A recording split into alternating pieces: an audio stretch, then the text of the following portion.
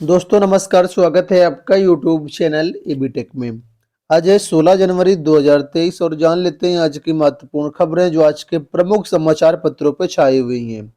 सबसे पहली अपडेट यहाँ पर देख सकते हैं, लोक सेवा आयोग से प्रवक्ता भर्ती के बारे में है। स्क्रीनिंग परीक्षा में 218 हुए सफल। अब यहाँ पर जो बात हो रही है वो राजकीय होम्योपैथिक मेडिकल कॉलेज स्क्रीनिंग परीक्षा 2020 के बारे में बात हो रही है। उसका परिणाम जारी किया गया प्रवक्ता भर्ती का, और इसके तहत 12 विषयों में प्रवक्ता के 130 पदों पर भर्ती होनी है। हालांकि आयोग ने अभी 4 विषयों में 218 अभ्यर्थियों के इंटरव्यू के लिए ही रिजल्ट जारी किया है। बाकी 8 विषयों के परिणाम जो है बाद में जारी किया जाएगा। स्क्रीनिंग परीक्षा पिछले बीते वर्ष 14 से 19 अक्टूबर तक करवाई गई थी। इसमें प्रवक्ता फार्मेसी में 64, मटेरिया मेडिका में 70, प्रवक्ता रिपर्टरी में 71 और अन्य कई सारे पदों पर यहाँ पर भर्तियां हो रही हैं। जो भी अभ्यर्थी इसमें फॉर्म भरे थे वो अपना रिजल्ट चेकआउट कर सकते हैं। साथ में बात कर लेते हैं टीजीटी पीजीटी के बारे में। तो यहाँ पर देखिए अपडेट है कि डिप्टी सीएम को लिखा पत्र। टीजीटी पीजीटी 2022 के तहत सीटों की संख्या बढ़ाए जाने और परीक्षा तिथि घोषित किए जाने की मांग को लेकर के माध्यमिक शिक्षा सेवा चयन बोर्ड पर अभ्यर्थियों का क्रमिक अनशन 12वें दिन भी जारी रहा।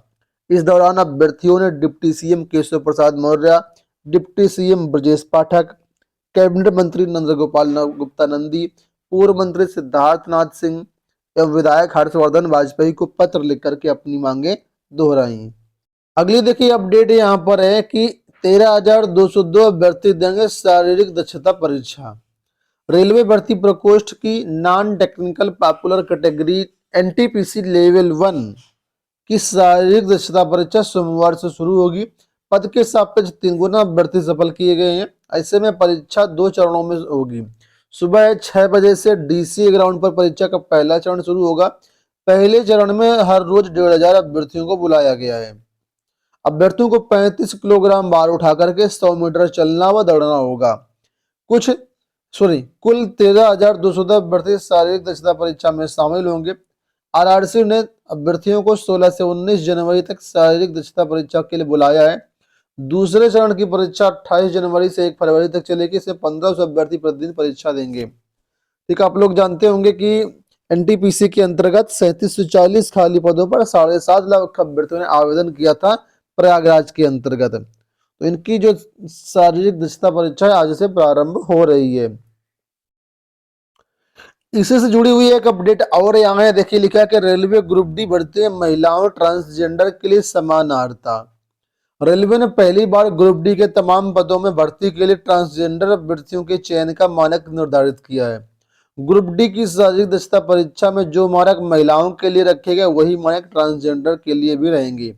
यह व्यवस्था 16 जनवरी से शुरू हो रही रेलवे भर्ती प्रकोष्ठ प्रयागराज की ओर से आयोजित पीटी से लागू हो रही है। अभी मैंने आपको बताया कि आज से पीटी प्रारंभ हो रही है, यानी शारीरिक दक्षता परीक्षा। उसमें ट्रांसजेंडर और महिलाओं के लिए समानार्हता का विकल्प रखा गया है। अब क्या विकल्प है, क्या यहाँ पर क्राइटेरिया है, तो पुरुषों को 35 वर्ग का जहाँ वजन लेकर के चलना है, वहीं पर ट्रांसजेंडर महिलाओं को 20 किलोग्राम वजन के साथ 100 मीटर की दूरी तय करनी है। अगली अपडेट देखिए यहाँ पर है लोक सेवा आयोग से एपीएस भर्ती को लेकर के। देखिए कि चयनितों की नियुक्ति को लेकर के विवाद बढ़ा। अपर निजी सचिव भर्ती 2010 के तहत चयनित अभ्यर्थियों की नियुक्ति को लेकर के विवाद बढ़ गया है। एक तरफ सीबीआई इस भर्ती में घोटाले को लेकर के मुकदमा दर्ज कर चुकी है, वहीं अपनी ज्वाइनिंग की मांग करने वाले 26 अभ्यर्थियों के मामले में प्रदेश सरकार ने विधिक राय मांगी है। प्रतियोगी छात्र संघर्ष समिति ने भर्ती की सीबीआई जांच पूरी होने तक ज्वाइनिंग प्रक्रिया को स्थगित रखने का अनुरोध किया है। एपीएस भर्ती 2010 के माध्यम से कुल 249 अभ्यर्थियों का चयन किया गया था। सीबीआई जांच के दौरान 223 अभ्यर्थियों को उत्तर प्रदेश सचिवालय में औपबंधिक रूप से ज्वाइन करा दिया गया था। इस बीच सीबीआई ने मुख्य सचिव को पत्र लिख करके बताया था कि उत्तर प्रदेश लोक सेवा आयोग की भर्तियों की जांच के दौरान एपीएस भर्ती 2010 में बड़े पैमाने पर अनियमितता की पुष्टि हुई है, जो सीबीआई को इस भर्ती की जांच की अनुमति दी जाए। और इसके बाद उत्तर प्रदेश सरकार ने इस भर्ती की जांच सीबीआई से कराने का आदेश जारी करते हुए 26 अभ्यर्थियों की ज्वाइनिंग को सीबीआई जांच पूरी होने तक रोक दिया था। लेकिन अब लोक सेवा आयोग इन 26 अभ्यर्थियों की ज्वाइनिंग के लिए सरकार से विधिक राय मांग रहा है।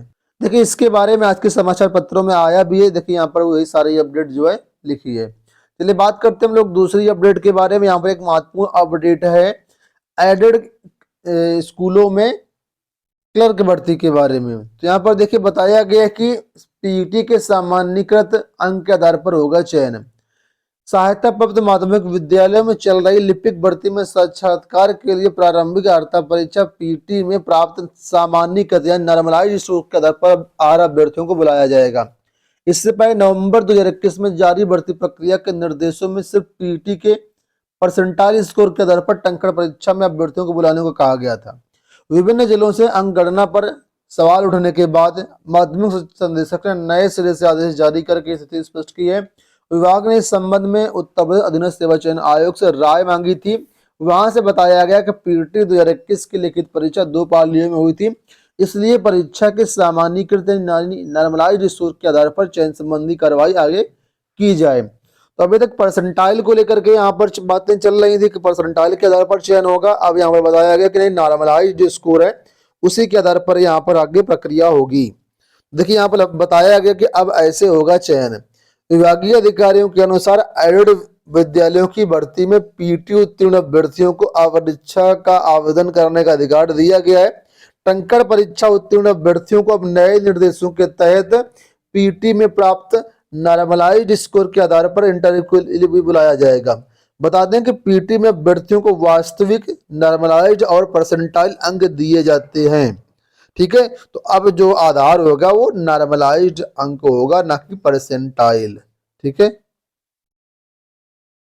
यहाँ पर देखिए अपडेट के शीतकालीन अवकाश खत्म, आज से खुलेंगे परिषदीय स्कूल। प्रदेश में शीतकालीन अवकाश के कारण 1 दिसंबर से बंद हुए, सॉरी यहाँ पर है 31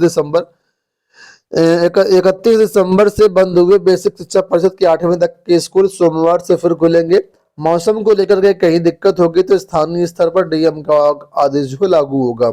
माध्यमिक स्कूलों में भी सर्दी को देखते हुए समय में किया गया बदलाव खत्म हो जाएगा आज से, और विद्यालय पूर्ववत खुलेंगे। जारी समय सारणी के अनुसार परिषदीय विद्यालय व पूर्व माध्यमिक विद्यालय 9 से 3 बजे तक संचालित होंगे। तो आज सभी विद्यालय 9 से 3 बजे तक चलेंगे। चलिए बात करते हैं हम लोग अगली अपडेट के बारे में। देखिए अपडेट है कि केंद्र और राज्य कर्मी पुरानी पेंशन को संयुक्त रूप से बनाएंगे चुनावी मुद्दा। जुलाई अगस्त में दिल्ली में होगी राष्ट्रीय रैली, 19 सितंबर को भारत बंद को देंगे समर्थन। तो पुरानी पेंशन बहाली के लिए आंदोलनरत केंद्रीय व राज्य कर्मचारियों के विभिन्न संगठनों ने साझा आंदोलन की घोषणा की है। इसके तहत 21 जनवरी को केंद्रीय स्तर पर दिल्ली में बैठक होगी। 10 से 20 फरवरी तक केंद्रीय स्तर पर ऑनलाइन पिटीशन हस्ताक्षर अभियान व प्रांतीय स्तर पर प्रधानमंत्री, वित्त मंत्री व मुख्यमंत्री को पोस्ट कार्ड भेजने का अभियान चलाया जाएगा। तो अब यहाँ पर पुरानी पेंशन के लिए संयुक्त जो है मुद्दा बनेगा, चुनावी मुद्दा। बात करते हैं पीईटी रिजल्ट को लेकर के। तो यूपी SSSC द्वारा आज सोमवार को पीईटी 2022 के रिजल्ट जारी होना है। देखिए यहाँ पर अपडेट किया गया था, कल के समाचार पत्रों में अपडेट थी कि 16 जनवरी को इसका रिजल्ट जो है जारी किया जा सकता है। तो आज शाम तक ये रिजल्ट जारी होने की संभावना है। जैसे ही रिजल्ट जारी होता है तो governmentjobcenter.com पर और हमारे टेलीग्राम पर आपको पूरी सूचना मिल जाएगी। उम्मीद करता हूँ वीडियो पसंद आया होगा। इस वीडियो में इतना ही, धन्यवाद।